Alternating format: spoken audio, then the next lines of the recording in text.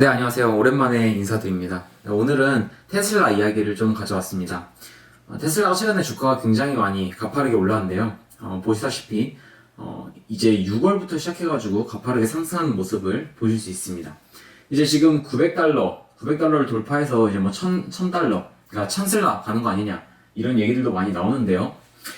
이제 월봉으로 보시면 정말 예전에 비해서 크게 올라왔다가 한번 주춤하더니 다시 재상승하고 있는 모습을 보실 수 있습니다.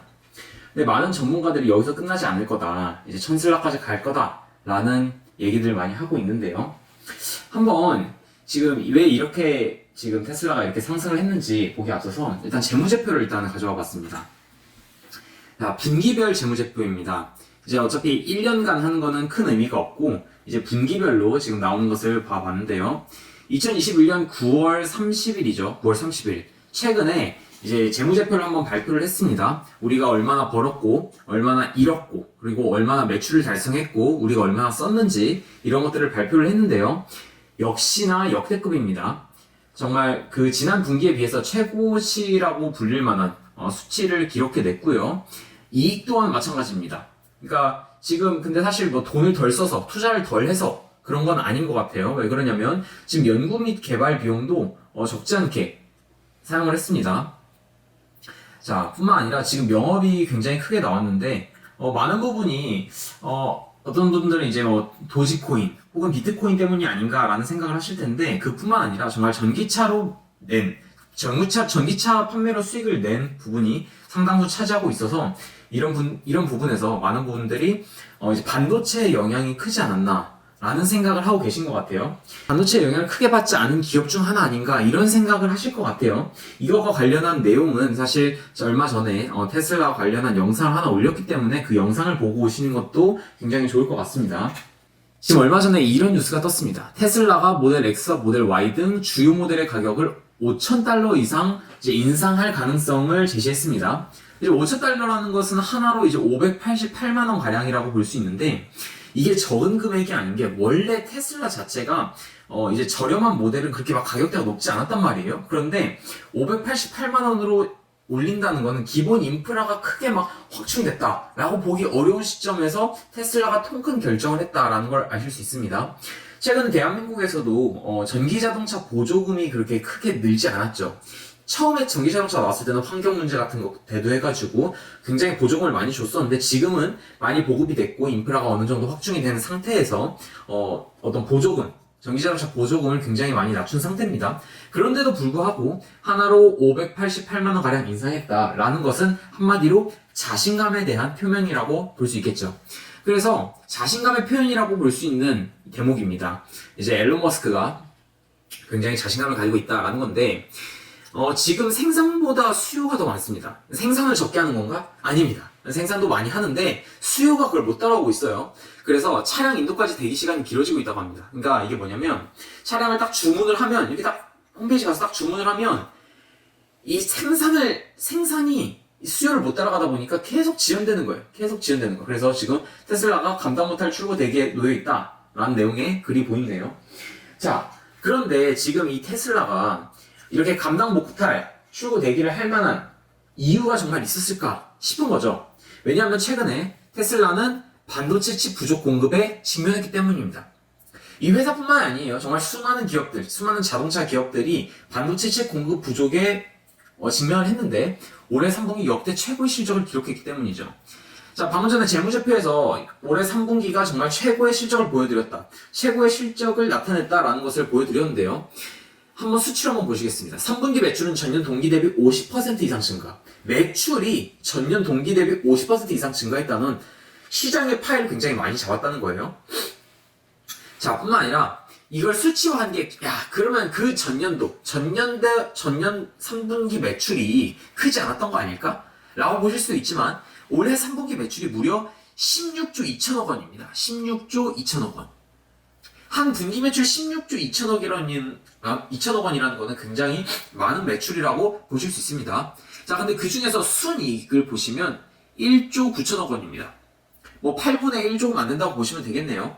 굉장히 많은 부분이 순이익을 달성시켰다라고 보실 수 있습니다. 근데 이 반도체 칩 공급이 부족하다는 게 왜 자동차에 큰 영향을 미치냐? 이건 과연 이것은 사실 얼마 전에 제가 이제 영상을 찍어서 올렸는데요. 그거 보시면 될 것 같고, 반도체 칩 공급 부족이 전체적으로 간단하게 말씀드리면, 이렇게 많은 센서가 들어가는 겁니다. 이 센서가 모두 반도체 칩으로 구현이 되는 겁니다. 자, 그런데 어떻게 테슬라가 이렇게 손쉽게 반도체 부족 현상을 이렇게 잘 커버할 수 있었는가에 대한 내용입니다. 테슬라가 전통적인 자동차 업체보다 반도체 칩 부족 상태에 더 잘 대처했다.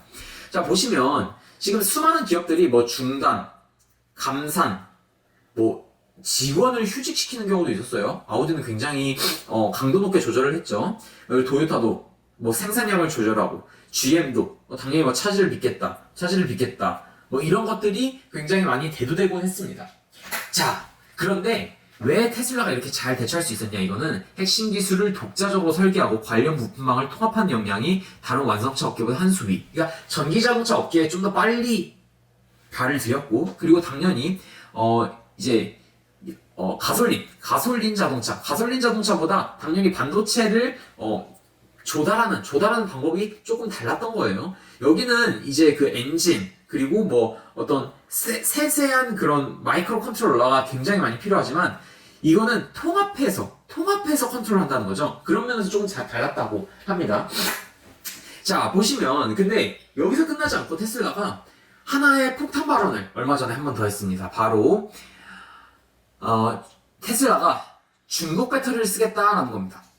아니, 지금 미국이랑 중국 갈등이 엄청나게 심한데, 아니 미국은 이거 제재 안 하고 뭐 하나 싶을 정도로, 그럴 정도로 테슬라가 지금 중국 배터리를 쓰겠다라고 아예 공식화해버린 거예요. 자, 물론 모든 모델들은 아니지만 스탠다드 모델을 한해서 중국 배터리로 바꾸겠다라고 말을 한 겁니다. 왜가 중요하죠? 왜 바꾸겠냐? 바로 중국 배터리는 리튬 인산철 배터리를 쓰는데 그걸로 바꾸겠다는 거예요. 리튬 인산철. 그러니까 LFP 방식이라고 하는데, 이 중국 기업이죠. 대표적인 중국 기업입니다. CATL 그리고 BRD 하면은 이제 리튬 인산철로 만들고, LG 에너지 솔루션, 삼성 SDI 대표적인 대한민국의 배터리 회사죠. 이제 니켈, 코발트, 망간 배터리를 생산하는데, 겉으로 보기에는 이제 뭐 셀, 그리고 뭐 팩, 모듈 이렇게 구성이 되기 때문에 2단계로 진화하기 때문에 겉으로 봤을 때, 이 모듈 상태만 봤을 때는 큰 차이점이 없어요. 사실은. 자, 그런데 소재가 다릅니다. 양극재 소재가 달라요. NCM은 니켈, 코발트, 망간으로 구성을 하고요. NCA는 니켈, 코발트, 알루미늄으로 합니다. 이 두 가지는 NCA는 LG화학에서, NCA는 삼성 SDI에서 만듭니다. 근데 LFP 방식, 그러니까 리튬, 철, 인산으로 만든 배터리는 바로 CATL, 그러니까 중국산 배터리라는 거죠. 자, 이 중국산은 딱 중국 같은 느낌이 조금은 납니다. 가격은 저렴한데 주행거리가 짧아요. 그러니까 가격은 저렴한데 재료비, 원가는 절감할 수 있는데 문제는 에너지 농축하는, 그러니까 에너지 농도가 좀 다르다는 겁니다. 그러니까 같은 부피, 같은 무게를 차지하고 있어도 에너지 농축이 다르다 보니까 주행거리가 짧은 거죠. 그러니까 이만큼의 배터리로 갈 수 있는 거리가 한계가 있는 겁니다. 하지만 NCM, NCA 같은 경우에는 성능이 뛰어나지만 원자재 수급이 어렵다. 배터리 성능이 안정적이지만 비싼 망간물 알루미늄으로 대체했다. 그러니까 이건 뭐냐면 비싸요. LG화학이랑 삼성 SDI는 비쌉니다. 그런데 다만 에너지가 굉장히 농축이 많이 되고, 그리고 굉장히 안정적으로 구현이 가능한 이런 장점들을 하나씩 가지고 있다는 거예요. 자, 그래서 지금 유형이 조금 다르죠. 삼원계와 인산철계. 근데 단점은 일단 LF 방식은 용량이 가장 큰 문제가 있었다라는 겁니다. 자, 이어서 보시면, 자, LF 방식은 주행거리가 짧다. 아까 말씀드렸죠. 그러니까 에너지를 많이 농축하기가 어려운 거예요. 그러니까 중국에서만 싼 맛에 쓰는 제품. 이건 좀 약간 과한 표현이긴 한데 어쨌든 좀 저렴하기 때문에 많은 기업들이 선호하는 경향이 있었어요. 자, 긴 주행거리, 짧은 충전 속도가 필요한 필수인 전기차. 그러니까 전기차의 특징이 뭐죠? 전기차의 유일한 강점은 길게 오랫동안 충전을 했는데 문제는 얼마 못 가. 이게 단점인 겁니다. 그러니까 많은 전문가들은 야, NCM이랑 NCA 이 두 개 중 하나로 간 거지 LFP는 전기자동차는 적합하지 않아. 그러니까 앞으로는 LFP 배터리는 잘 되지 않을 거야 라고 생각을 하는 거죠. 자, 에너지 밀도가 높은 배터리가 당연히 대세가 될 거라고 예측을 한 겁니다. 자, 하지만 지금은 조금 얘기가 달라졌어요. 자, NCM 배터리 원자재인 코발트, 니켈 가격. 그러니까 여기 있는 니켈과 코발트가 가격이 천정부지로 상승한 거예요. 그러니까 이게 사실 원래는 보시면 아시겠지만 삼성의 SDI도 망간이 너무 비싸다 보니까 알루미늄 넘어온 거거든요. 야, 근데 넘어와 보니까 니켈, 코발트가 또 가격이 오르네? 이런 현상들이 생기는 거예요. 아니, 망간을 피해서 알루미늄 왔는데 니켈, 코발트 가격이 오르다 보니까 배터리 가격이 당연하게 여기 두 개 회사는 오르게 되는 겁니다. 그러니까 이 CATL은 여기 가격은 그렇게 크게 오르지 않거든요. 그 말은 뭐다? 경쟁력이 생기는 거예요.